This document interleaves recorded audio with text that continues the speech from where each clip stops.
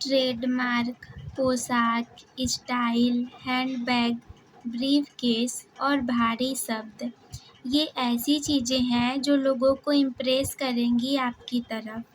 तो आइए शुरुआत करते हैं इस वीडियो की। इसमें हम जानेंगे परमाणु के मुख्य घटक।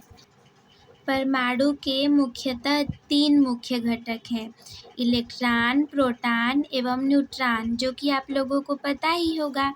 आइए शुरुआत करते हैं इलेक्ट्रॉन से।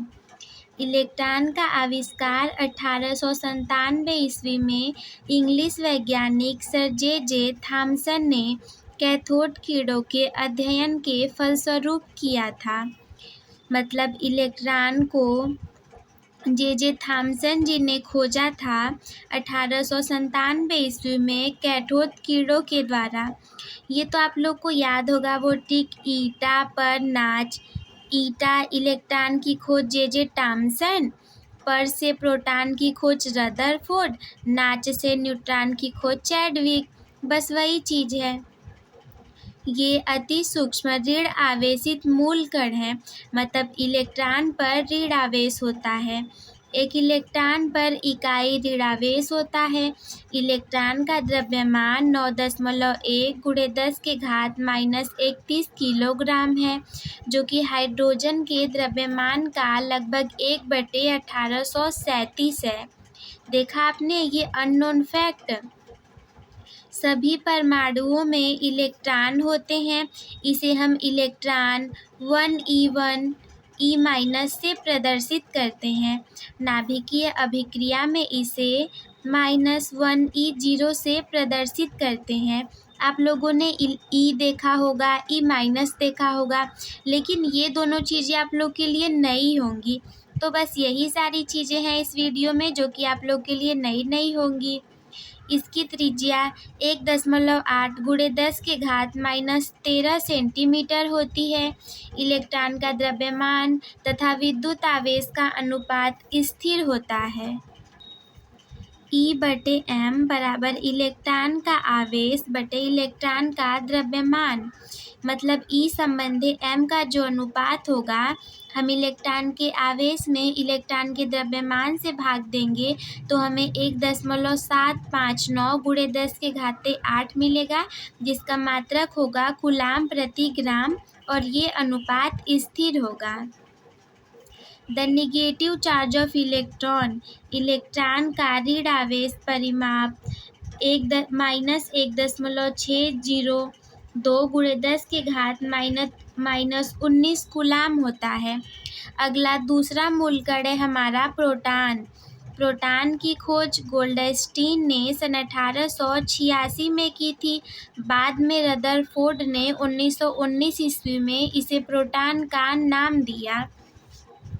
ट्रिक में तो आप लोगों को पद से याद रहेगा प्रोटॉन और रदरफोर्ड, लेकिन खोज इसकी गोल्डस्टीन ने की थी। रदरफोर्ड ने तो केवल प्रोटॉन का नामकरण किया था। ऐसे ही इंटरेस्टिंग फैक्ट के लिए देखते रहिए फुल वीडियो को। प्रोटॉन हाइड्रोजन का वह नाभिक है जिस पर इकाई धन आवेश और इकाई भार होता है। अर्थात हाइड्रोजन परमाणु से प्राप्त धनात्मक कण ही प्रोटॉन कहलाते हैं। मतलब जो हाइड्रोजन परमाणु होता है सबसे पहला आवर्त का, उससे जो धनात्मक कण प्राप्त होते हैं वही प्रोटॉन कहलाते हैं। 1919 में रदरफोर्ड ने नाइट्रोजन पर तीव्रगामी अल्फा कणों की बमबारी से प्रोटॉन प्राप्त किए थे तथा यह सिद्ध किया था कि सभी तत्वों के परमाणुओं के नाभिक में प्रोटॉन होते हैं। इसमें हम एक नोट जानेंगे जो कि बहुत ज़्यादा इंटरेस्टिंग होगा। प्रोटॉन सब परमाणुओं का सार्वभौमिक अवयव है तथा प्रोटॉन परमाणु का वह सूक्ष्मतम कण है जिस पर इकाई धन विद्युत आवेश होता है और जिसका द्रव्यमान हाइड्रोजन परमाणु के द्रव्यमान के लगभग बराबर होता है। हाइड्रोजन का द्रव्यमान 1.672 × 10⁻⁻27 ग्राम होता है, जबकि प्रोटॉन का द्रव्यमान 1.0072 एटॉमिक मास यूनिट परमाणु द्रव्यमान इकाई AMU होता है। प्रोटॉन पर आवेश +1.602 × 10⁻⁻19 कूलाम होता है।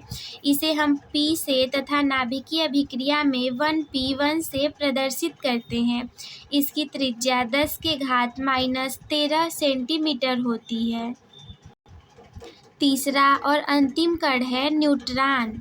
इंग्लिश वैज्ञानिक सर जेम्स चैडविक ने 1932 ईस्वी में बेरिलियम, बोरान आदि पर अल्फा कणों की बमबारी से उत्सर्जित किरणों की प्रकृति का अध्ययन किया और ये निष्कर्ष निकाला कि ये किरणें अति सूक्ष्म विद्युत उदासीन कणों से बनी हुई हैं, जिनका द्रव्यमान प्रोटॉन के द्रव्यमान के बराबर होता है। विद्युत उदासीन होने के कारण इस मूल कण का नाम न्यूट्रॉन रखा गया। बेरिलियम व बोरान से न्यूट्रॉन की उत्पत्ति हुई अथवा न्यूट्रॉन परमाणु का वह सूक्ष्मतम एवं उदासीन मूल कण है जिसका द्रव्यमान प्रोटॉन के द्रव्यमान के लगभग बराबर होता है।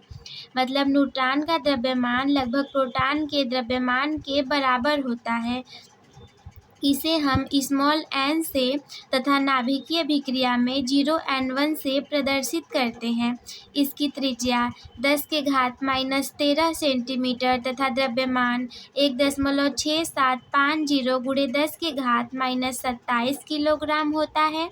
इसे AMU में 1.00867 जो कि प्रोटॉन से कुछ अधिक है प्रदर्शित किया जाता है। एक AMU एक एटॉमिक मास यूनिट एक परमाणु द्रव्यमान इकाई बराबर 1.66 × 10⁻⁻27 किलोग्राम होता है।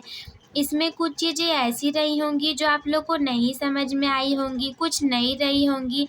आप उन चीज़ों को याद कीजिए, समझिए और बार बार पढ़ने से ही आप लोग को वो चीज़ें याद होंगी। वीडियो देखने के लिए धन्यवाद।